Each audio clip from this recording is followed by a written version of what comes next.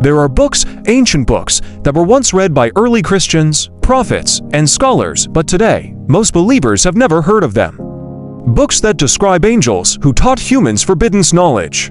Books that tell of giants born from heavenly beings. Books that reveal secret teachings of Jesus. Conversations hidden from the public for nearly 2,000 years. Why were these texts removed? Who decided what belonged in the Bible and what was erased from history? Today, we uncover the lost books of the Bible and the shocking stories they contain. Watch closely. When people think of the Bible, they imagine a single, complete book. But in reality, the Bible is a collection, a library assembled over centuries. And during that time, dozens of ancient writings were debated, accepted, rejected, or completely banned. These texts are known by many names: the Lost Books, the Apocrypha, the Deuterocanonical Books, the Pseudepigrapha, and the Forbidden Gospels. Some were excluded because they were too controversial. Others because they described events that challenged official teachings. And some were simply considered too dangerous. Let's begin with one of the most mysterious of all. The Book of Enoch was once widely read among early Christians. It was even quoted in the New Testament, but eventually it was removed. Why? Because Enoch reveals a hidden, supernatural world. According to the text, angels called the Watchers descended to earth. They taught humans magic, astrology, weapon making, and other secret knowledge. They broke divine laws and took human women as their partners.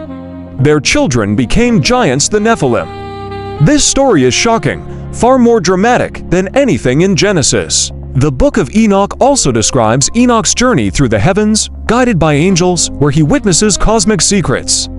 For centuries, church authorities considered the book too strange, too supernatural, too dangerous. And so, it disappeared from most Bibles. In 1945, a discovery in the Egyptian desert shook the entire Christian world. Buried in a clay jar were ancient manuscripts, including a text called the Gospel of Thomas. Unlike the 4 Gospels in the Bible, Thomas contains only sayings of Jesus. Many appear familiar, but others reveal a deeper, more mystical message. Jesus says, "The kingdom of heaven is within you," and split wood, "and I am there." This suggests that divine truth is not found in temples or rituals, but inside the human soul. Some early Christian leaders feared these teachings could empower people to seek God without the church's guidance. So, the Gospel of Thomas was declared heretical and was hidden for nearly 1,600 years. Another controversial text is the Gospel of Mary Magdalene. Here, Mary is not a minor figure. She is portrayed as Jesus' closest disciple, the one who truly understood his teachings. In the story, Peter questions why Jesus would share his secrets with a woman. Mary responds with a spiritual depth unmatched by the other disciples. The implication was clear: women played a far greater role in early Christianity than the official Bible suggests. This challenged the authority of early church leadership, which was mostly male-dominated. And so, the Gospel of Mary vanished from the biblical canon, its message nearly lost to time. The Acts of Peter contains dramatic stories that sound like scenes from a modern movie. In one account, Peter faces a powerful sorcerer named Simon Magus. When Simon tries to prove his divine power by flying into the air, Peter prays and Simon falls from the sky.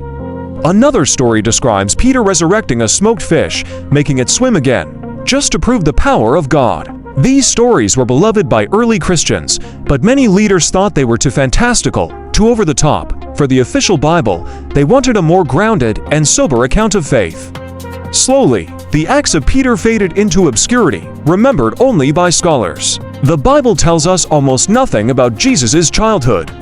But the infancy Gospel of Thomas fills in the gaps in ways that stun scholars. In this text, a young Jesus performs miracles, but also shows immense power he had not yet learned to control.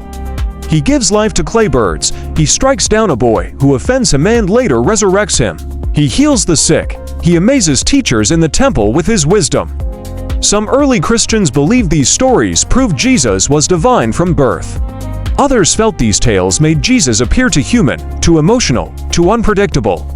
To avoid this controversy, the text was removed.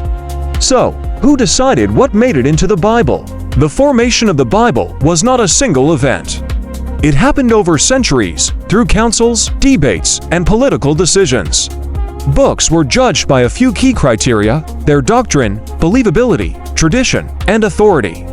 In other words, did a text challenge the established structure or teachings of the church? If it did, it was often excluded.